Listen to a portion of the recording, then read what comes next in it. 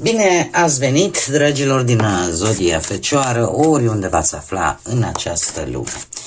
Suntem din nou împreună la o nouă lectură pentru perioada 27 aprilie-3 mai. Așa că, dragilor, toți cei care aveți nu doar soarele, ci și luna, Venus sau poate ascendentul în Zodia Fecioară, această lectură este de asemenea și pentru voi. Desigur, nu uitați, este o lectură general colectivă, așa că vă rog să luați decât ceea ce va rezona cu voi.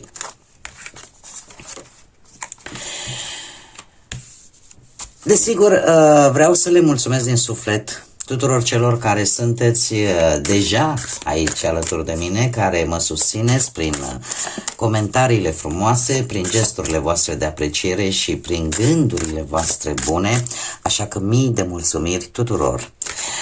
Iar cei care sunteți pentru prima oară aici pe canal, vă urez bun venit și dacă la finalul acestei lecturi simțiți că ați rezonat, pentru a nu pierde și viitoarele lecturi, eu vă invit cu mare drag să vă abonați și, desigur, să susțineți acest canal cu un simplu like.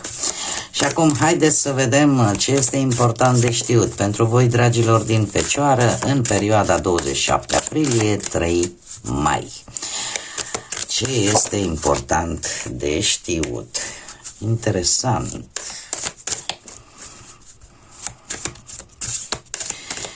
E aici cineva care se pare că se gândește la o nuntă. Bun, haideți să o luăm cu începutul. Partea profesională. Partea profesională nu știu dacă implică Capricorn sau Vărsător. Dar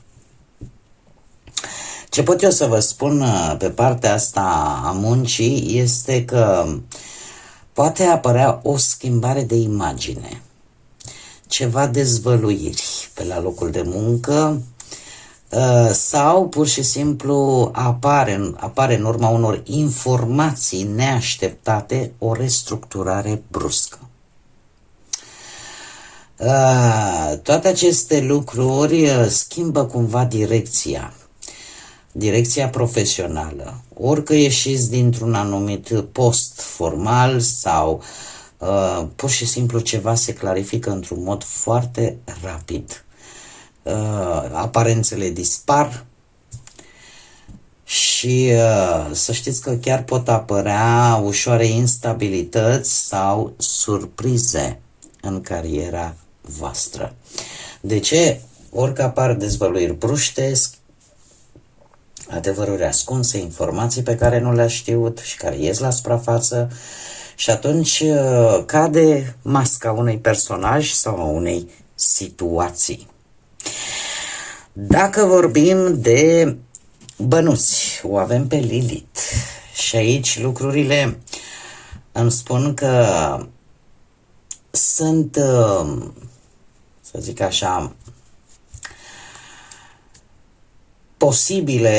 pot apărea posibile decizii financiare destul de riscante, dar destul de importante. Se pare că aveți capacitatea de a vă regenera financiar, chiar poate primind niște bănuți din situații destul de complicate, destul de complexe. Sau pur și simplu să reușiți să gestionați foarte bine o criză financiară în așa fel încât să ieșiți nevătămați, să spunem așa. Trebuie să acordați totuși un pic de atenție la fluctuațiile financiare și să nu lăsați ca emoțiile, da, să preia controlul. Adică trebuie să fiți cât mai pragmatici.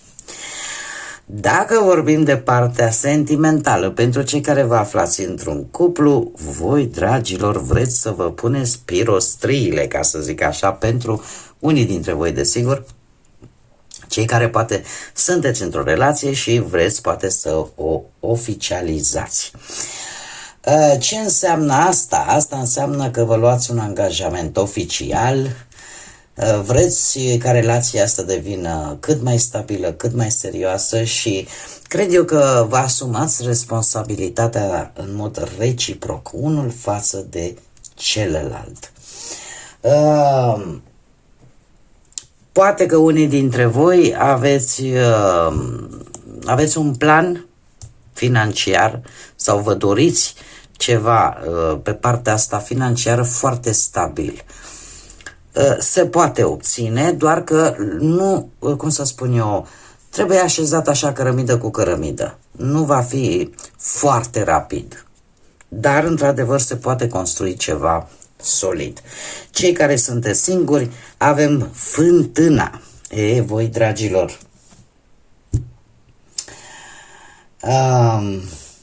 simțiți o atracție emoțională așa foarte puternică față de cineva.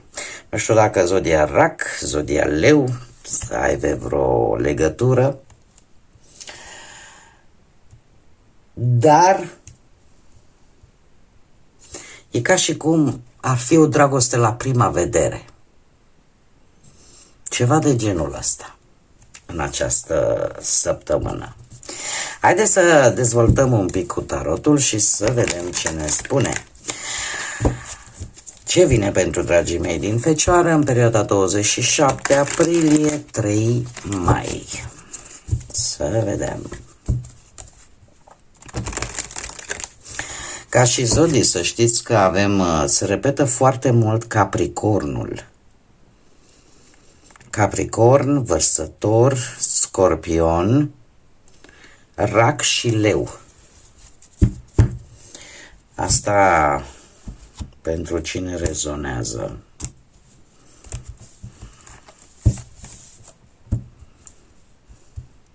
Și apropo de partea profesională, îl avem aici pe Uranus. Uranus, să știți că aduce într-adevăr schimbări. Și e un lucru care pe voi v-a deranjat de ceva vreme, un comportament al cuiva pe la locul de muncă care v-a deranjat de ceva vreme. Uite, și mi-apare și un 10 de spade. Posibil să fie cineva care chiar v-a cam jucat așa pe la spate, să spunem așa. Dar haideți să le punem pe toate și să vedem. Interesant, avem încă o dată, se repetă zodia Rac. Zodia Rac și o să vedem și la surpriza săptămânii ce avem. Bun, deci pe parte profesională, de ce cad toate aceste măști, toate aceste lucruri care nu s-au spus, care au stat cumva în spate? Pentru că au fost lucruri care ori logic acum, știți cum e, ori un proiect care n-a mers bine de la bun început, tocmai pentru că nu s-au știut anumite lucruri, ori chiar vă puteți confrunta, din păcate, unii dintre voi cu concedieri sau schimbare forțată de muncă, sau faptul că renunțați pur și simplu la o idee care nu mai funcționează. Totuși, mie aici mi arată faptul că se repetă zodia Vărsător în ambele cărți. Mie mi arată o acceptare destul de dificilă la această schimbare. Asta nu înseamnă că lucrurile trebuie să rămână așa. De ce? Pentru că zodia Vărsător, poate unii dintre voi chiar aveți un ascendent Vărsător, zodia Vărsător, să știți că nu e întâmplător, este guvernată de către Uranus. Și este cum să spun eu, o zodie care are o capacitate inovatoare, care este, ca să zic așa, nu renunță. Vrea în permanență ceva mai mult. Ceva care să respecte regulile sale, principiile sale de viață. Niciodată nu va accepta, cel puțin pe domeniul ăsta profesional, persoane prost crescute, cu atitudine nocivă, cu situații care la un moment dat dă pe din afară. Pe de altă parte, cum am mai spus, e posibil ca unele persoane să-și arate adevărata față, că sunt ei asociați, că sunt șefi, că sunt colegi, să-și arate adevărata față și implicit lucrul ăsta chiar poate să vă aducă și, cum să spun, o concluzie destul de dureroasă. Da? O concluzie destul de dureroasă și chiar și un sfârșit inevitabil. Zecile de spade prin natura sa, prin energia sa, arată de acele situații care trebuie încheiate. Da? Chiar dacă sunt greu de acceptat, totuși ele anunță și ceva nou în viața voastră. Da? Pentru că pe cât este de, să zicem așa, de dureroasă, de percepută negativ, zecile de spade, să știți că arată o eliberare și o concluzie necesară, pentru că după ea se anunță o etapă nouă, mai clară și mai curată. Și eu cred că asta contează cel mai mult. Pe partea bănuților, așa cum bine am văzut, avem un paș de monede. Aici vorbim, puteți fi chiar voi. Și aici vorbim, cum am mai spus, de posibile decizii financiare destul de riscante și destul de intense, adică destul de importante. Dar se pare că voi aveți capacitatea să le gestionați și chiar să vă regenerați financiar. Ideea care este? Poate că unii dintre voi aveți și vreun ascendent în Scorpion. În cazul ăsta, intuiția iară vă poate ajuta foarte mult. Dar așa, per general, este cu pajul ăsta de monede, pe partea banilor aș spune că voi aveți șansa la un început financiar sau cumva o șansă mică care are posibilitatea de a crește. Puteți primi chiar o anumită cantitate de bani, adevărat, nu mare sau poate nu imediat, dar există potențial real ca voi să creșteți din punctul ăsta de vedere financiar. Și asta nu oricum, ci ori printr-o idee de afaceri, ori printr-un job nou, da? Convine imediat, așa, intuitiv să faceți, să luați o atitudine, să faceți o acțiune care să vă ajute să aveți un câștig. Chiar dacă poate la început vor fi câștiguri mici, cu răbdare puteți ajunge chiar la rezultate mai mari sau la sume mai bune, mai mari. Cei care sunteți într-o relație, avem un 3 de bâte.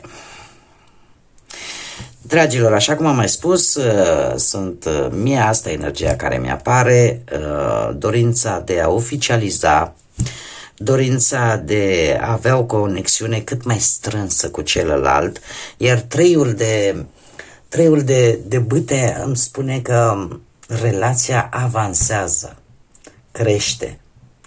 Și de asemenea vorbește de un plan în comun, un proiect care să vă lege și mai mult ca cuplu. Da, sunteți, cel puțin pe planul ăsta sentimental, apare entuziasm, apare încredere în direcția pe care o ia relația voastră, așa că nu este rău deloc, cel puțin pe plan sentimental. Pentru cei singurei, am văzut foarte bine dragoste la prima vedere și chiar să știți că unii dintre voi sunteți dispuși să faceți și un drum. Cu mașina, cu un mijloc de transport terestru, poate. De ce? Apare această hotărâre. Apare această hotărâre și probabil că este o persoană cu care îți împărtășește ambiția.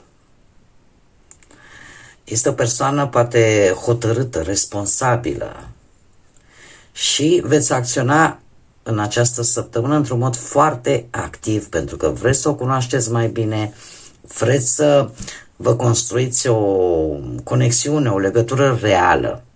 Acum, Carul poate să-mi vorbească și de un eveniment la care poate să faceți o invitație sau să mergeți împreună.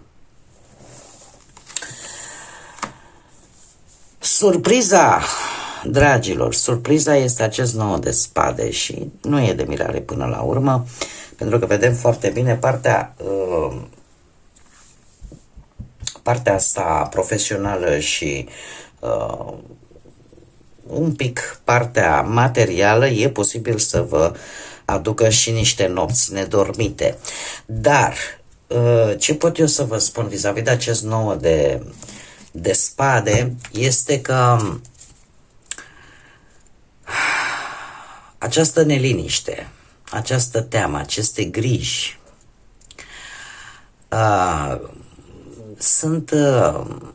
poate că apar din ideea că